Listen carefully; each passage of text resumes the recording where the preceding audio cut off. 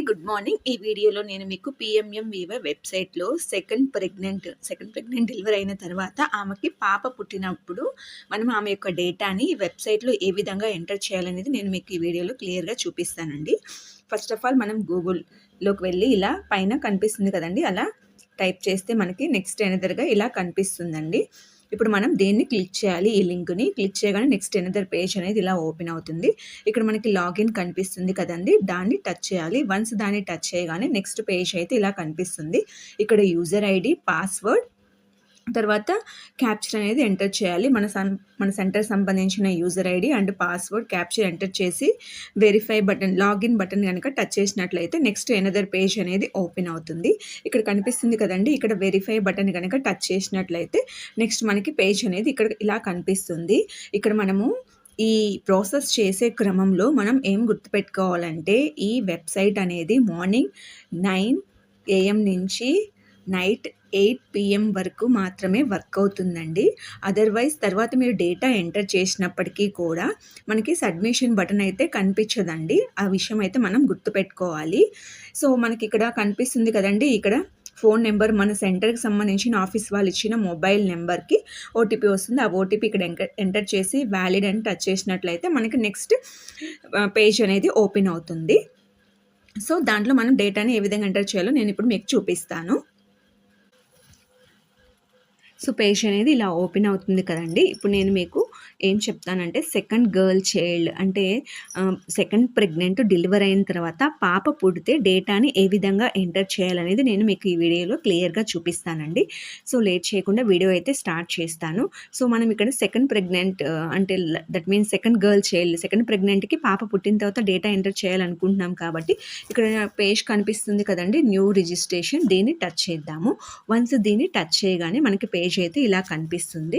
ఇప్పుడు చూడండి, మనము సెకండ్ గర్ల్ చైల్డ్ యొక్క డేటాని ఎంటర్ చేయాలనుకుంటున్నాం. సో, ఇక్కడ ఏం చేయాలి, మనము ఇక్కడ టచ్ చేయాలి. ఇప్పుడు సెకండ్ గర్ల్ చైల్డ్ యొక్క డేటాని ఎంటర్ చేస్తున్నాము. తర్వాత వచ్చేసి ఇక్కడ నో అని ఎందుకు కనిపిస్తుంది అంటే, ఆమె గవర్నమెంట్ ఎంప్లాయీ అని అడుగుతుందండి. కాదు, గవర్నమెంట్ ఎంప్లాయీ కాదు కాబట్టి నో అని చూపిస్తుంది. తర్వాత మనం సెకండ్ గర్ల్ చైల్డ్ యొక్క డేటా ఎంటర్ చేస్తున్నాం కాబట్టి దీని ఎదురుగా టచ్ చేసాము. ఆ తర్వాత ఇక్కడ చూడండి, నెంబర్ ఆఫ్ లీవింగ్ చిల్డ్రన్ అని కనిపిస్తుంది కదా! ఇక్కడ దీన్ని మనం టచ్ చేద్దాము. వన్స్ దాన్ని టచ్ చేయగానే మనం తీసుకుంది సెకండ్ గర్ల్ చైల్డ్ అంటే ఆల్రెడీ ఫస్ట్ పాప బాబు పుట్టారు. తర్వాత ఇప్పుడు ఒకళ్ళు పుట్టారనుకోండి, ఫస్ట్ ఒకళ్ళు ఇప్పుడు ఒకళ్ళు ఇద్దరు, లేదంటే ఇప్పుడు ట్విన్స్ పుట్టారనుకోండి ముగ్గురు, లేదంటే ఫస్ట్ ట్విన్స్ ఇప్పుడు ట్విన్స్ పుట్టారనుకోండి నలుగురు, అలా ఏదో విధంగా మనమైతే వాళ్ళ యొక్క డేటాని ఇక్కడ ఎంటర్ చేయాలి. తర్వాత ఆమెకి ఆధార్ కార్డ్ ఉందా అని అడుగుతున్నారండి. సో, ఎస్ అని ఇక్కడ ఆల్రెడీ కనిపిస్తుంది. ఇక్కడ బాక్స్ కనిపిస్తుంది కదండీ! ఈ బాక్స్‌ని అయితే మనం ఇలా టచ్ చేయాలి. సో, ఇలా టచ్ చేసిన తర్వాత దీన్ని ఇలా పైకి స్క్రోల్ చేసినట్లయితే ఇప్పుడు ఇక్కడ క్లియర్‌గా కనిపిస్తుంది చూడండి. మనం సెకండ్ గర్ల్ చైల్డ్ యొక్క డేటాని ఇక్కడ ఎంటర్ చేయాలనుకుంటున్నాము. సో, ఎంటర్ చేసే క్రమంలో ముందుగా మన దగ్గర ఏమేమి ఉండాలి అంటే, ఆమె యొక్క ఆధార్ కార్డ్ ఉండాలండి. ఆ తర్వాత ఆమె యొక్క రేషన్ కార్డ్ ఉండాలి. ఆ తర్వాత ఆమె యొక్క ఎంసీపీ కార్డ్ మన దగ్గర ఉండాలి. అంతేకాకుండా పోస్టల్ ట్రాకర్‌లో కంపల్సరీగా ఆమె యొక్క ఎఫ్ఆర్ఎస్ అయితే తీసి ఉండాలండి. ఇవన్నీ కూడా మనం వర్క్ కంప్లీట్‌గా చేసినట్లయితే ఆమె యొక్క డేటాని ఇవి వెబ్‌సైట్‌లో ఎంటర్ చేయడం అనేది చాలా ఈజీ అవుతుంది. సో, ఇక్కడ చూసినట్లయితే చూడండి, ఇక్కడ ఆమె యొక్క నేమ్ అయితే ఇక్కడ మనం ఎంటర్ చేయాలనుకుంటున్నాం కదండీ! ఆధార్ కార్డ్‌లో ఏ విధంగా ఉందో ఆ విధంగా ఆమె నేమ్‌ని అయితే ఇక్కడ ఎంటర్ చేస్తాము. తర్వాత ఆమె యొక్క ఆధార్ కార్డ్‌ని నెంబర్‌ని ఇక్కడ ఎంటర్ చేయాలి. ఇక్కడ ఆధార్ కార్డ్‌లో ఏ విధంగా ఉందో డేట్ ఆఫ్ బర్త్ అయితే ఆ విధంగా ఇక్కడ మనం ఎంటర్ చేస్తాము. అలా ఎంటర్ చేయగానే ఆటోమేటిక్ ఏజ్ అయితే ఇక్కడ కనిపిస్తుందండి. ఇక్కడ కేటగిరీ అంటే ఆమె ఎస్సీనా, ఎస్టీనా, బీసీనా, ఓసీనా, ఇక్కడ ఏదైతే అది దాన్ని అయితే మనం ఇక్కడ సెలెక్ట్ చేయాలి. తర్వాత ఇలా పైకి స్క్రోల్ చేయగానే ఇక్కడ మొబైల్ నెంబర్ అయితే ఆధార్ కార్డ్‌లో ఉన్న మొబైల్ నెంబర్‌ని ఇక్కడ ఎంటర్ చేస్తాము. మొబైల్ నెంబర్ బిలాంగ్స్ టు అంటే ఎవరిది అని ఇక్కడ దీన్ని టచ్ చేస్తా అంటే ఇక్కడ చూడండి, ఆమె సెల్ఫ్ గానా, లేదంటే హస్బెండ్‌దా, మదర్‌దా, father in law, mother in law, అదర్సా, ఎవరిదైతే వాళ్ళు దాని ఎదురుగా మనం టచ్ చేస్తాము.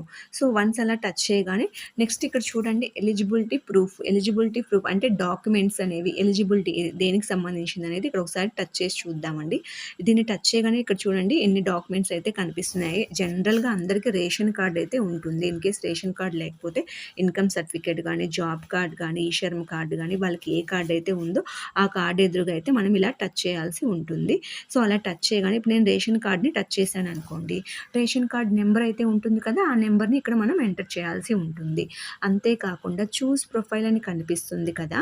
నేను మీకు ముందే చెప్పాను కదండీ! మన దగ్గర రేషన్ కార్డ్ ఫోటో అయినా మన దగ్గర ఉండాలి. లేదంటే మన ఫోటో తీసి మన గ్యాలరీలో అయినా పెట్టుకొని ఉండాలండి. ఇప్పుడు చూస్ ప్రొఫైల్‌ని టచ్ చేసినట్లయితే మనకిక్కడ ఇమేజ్ అని కనిపిస్తుంది, ఫైల్స్ అని కనిపిస్తుంది, కెమెరా అని కనిపిస్తుంది. కెమెరాని టచ్ చేస్తే మనం డైరెక్ట్‌గా ఫోటో తీసి పెట్టొచ్చు.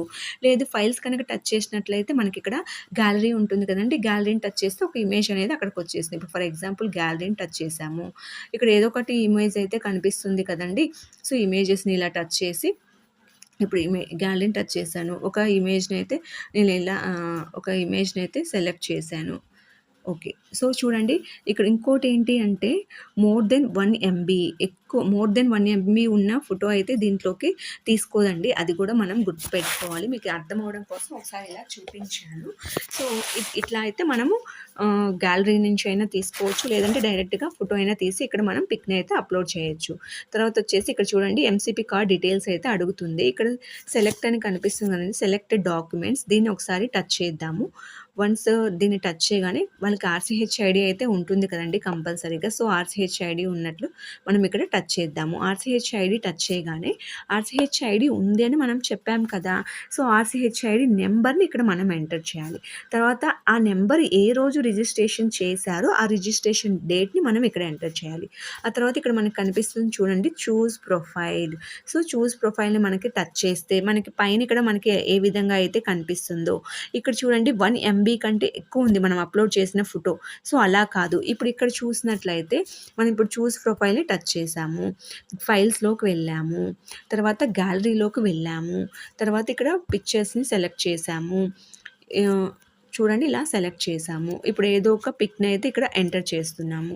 ఇక్కడ చూసినట్లయితే ఇందాకటి దానికి ఇప్పటికి డిఫరెన్స్ చూడండి. ఇక్కడ ఇమేజ్ నెంబర్ అయితే ఒకటి ఫార్మ్ అయిందండి. ఇక్కడ చూడండి మోర్ దెన్ 1 ఎంబీ ఉంది. సో, మనం తీసుకునే పిక్ కూడా కరెక్ట్‌గా ఉండాలండి. సో, ఆ విధంగా అయితేనే ఇక్కడ మనకి అప్‌లోడ్ అవుతుంది యాప్‌లో. నెక్స్ట్ ఇలా మనకి పైకి స్క్రోల్ చేసినట్లయితే ఇక్కడ చూసినట్లయితే ఎల్ఎంపీ డేట్ అడుగుతుంది. మనకి దగ్గరున్న ఎంసీపీ కార్డ్‌లో ఎల్ఎంపీ డేట్ ఉంటుంది కదా! దాన్ని ఇక్కడ మనం ఎంటర్ చేయాలి. తర్వాత ఏఎన్సీ డేట్ అంటే మనం ఏ రోజైతే రిజిస్ట్రేషన్ చేసుకున్నామో ఆ డేట్‌ని మనం ఏఎన్సీ డేట్ కింద ఎంటర్ చేస్తాము. ఇక్కడ has the child been born పాప పుట్టింది కాబట్టి పుట్టింది అని చెప్తున్నామండి. ఇక్కడ పాప యొక్క ఏ రోజు పుట్టిందో ఆ రోజు యొక్క వాళ్ళ యొక్క డేట్ ఆఫ్ బర్త్ అయితే మనం ఇక్కడ ఎంటర్ చేస్తాము. వన్స్ ఎంటర్ చేసిన తర్వాత ఇలా మనకి పైకి స్క్రోల్ చేసినట్లయితే ఇక్కడ చూడండి సెలెక్ట్ నెంబర్ ఆఫ్ చిల్డ్రన్. ఇక్కడ ఎంతమంది అంటే ఒక బేబీ పుట్టిందా? ఇద్దరు పుట్టారా? ముగ్గురు పుట్టారా? అనేది మనం ఇక్కడ సెలెక్ట్ చేసుకుంటామండి. ఇక్కడ వన్స్ ఒకసారి ఇలా దీన్ని గనక టచ్ చేసినట్లయితే సో, ఈ డెలివరీలో అంటే సెకండ్ గర్ల్ చైల్డ్‌లో ఒక పాప పుట్టింది. సో, ఒక పాపని సెలెక్ట్ చేసాం. టైప్ ఆఫ్ ఇన్‌స్టిట్యూషన్ అంటే చూడండి ఇక్కడ మనం టైప్ ఆఫ్ ఇన్‌స్టిట్యూషన్‌ని గనక ఇలా టచ్ చేసినట్లయితే గవర్నమెంట్ హాస్పిటల్‌లో పుట్టిందా? ప్రైవేట్ హాస్పిటలా? హోమా? ఇంకెక్కడైనా అంగన్వాడీ సెంటర్‌లో పుట్టిందా? గవర్నమెంట్ హాస్పిటల్ టచ్ చేసాం. తర్వాత ఇక్కడ గవర్నమెంట్ హాస్పిటల్ నేమ్ అడుగుతుందండి. సో, మనం ఏదో ఒకటి ఇప్పుడు ప్రెజెంట్ మీకు అర్థమవ్వడం కోసం ఏదో ఒకటి ఇచ్చేసాను. తర్వాత పుట్టింది పాప కాబట్టి ఇక్కడ ఫీమేల్ అని టచ్ చేస్తున్నాము. వన్స్ అలా టచ్ చేసిన తర్వాత నెక్స్ట్ డేటా అంతా కూడా క్లియర్‌గా కనిపిస్తుందండి. ఇంకొకటి ఏంటి అంటే మనం ఇలా ఎంటర్ చేసిన తర్వాత ఇక్కడ మనకి వాళ్ళ యొక్క ఇమ్యునైజేషన్ డేట్స్ ఎంటర్ చేయమని చూపిస్తుందండి. సో, ఇమ్యునైజేషన్ డేట్స్ ఎంటర్ చేసిన తర్వాత మాత్రమే సబ్మిషన్ బటన్ అయితే కనిపిస్తుంది. సో, ఫస్ట్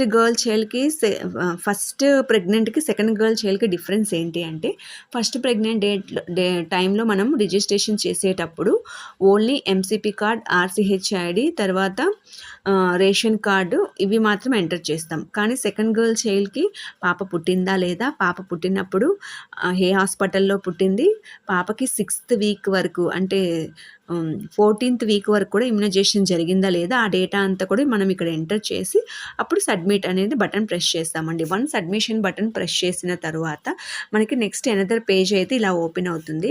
ఇక్కడ మనం ఇచ్చిన డేటా అంతా ఇలా క్లియర్‌గా కనిపిస్తూ ఉంటుంది. ఇక్కడ వచ్చేసి ఎడిట్ లేదంటే సబ్మిట్ అలా 2 కనిపిస్తాయండి బటన్స్. మనం కనుక ఇచ్చిన డేటాలో ఏదైనా మిస్టేక్ ఉందనుకోండి, ఎడిట్ అని టచ్ చేయాలి. లేదు డేటా అంతా కరెక్ట్‌గా ఉందనుకోండి, సబ్మిట్ బటన్ టచ్ చేయగానే మనకేమొస్తుంది, మనకి బెనిఫిషరీ ఐడీ అనేది ఫార్మ్ అవుతుంది. ఆ బెనిఫిషరీ ఐడీ అనేది మనం గుర్తుపెట్టుకున్నామనుకోండి, ఫర్దర్‌గా మనము వాళ్ళ యొక్క అప్డేట్ అనేది ఏ విధంగా ఉందో చెక్ చేసుకోవడానికి పాసిబిలిటీ ఉంటుంది. సో, ఈ విధంగా సెకండ్ గర్ల్ చైల్డ్ బేబీ యొక్క డేటానైతే వెబ్‌సైట్‌లో ఎంటర్ చేసే విధానం అయితే ఇదండి. నేను చెప్పిన ఇన్ఫర్మేషన్ అంతా కూడా మీకు అర్థమైందనుకుంటున్నానండి. సో, నేను చేసిన వీడియోస్ కనుక మీకు నచ్చినట్లయితే లైక్ చేయండి, షేర్ చేయండి అండ్ సబ్స్క్రైబ్ చేసుకోండి. Thank you for watching.